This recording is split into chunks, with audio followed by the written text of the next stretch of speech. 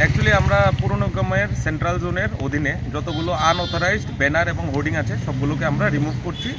কারণ আপনারা দেখবেন অনেকগুলো হোর্ডিংয়ের পারমিশন নেওয়া হয়নি এবং পুরো রাস্তায় যেখানে ওনারা পারমিশন নিয়েছেন ওখানেও লাগিয়েছেন এবং যেখানে নেননি ওখানেও লাগিয়েছেন। তো যেখানে পারমিশন নেননি ওখান থেকে আমরা রিমুভ করি। অনেকের অভিযোগ আছে যে আমরা টাকা নিয়ে ঘুরছি।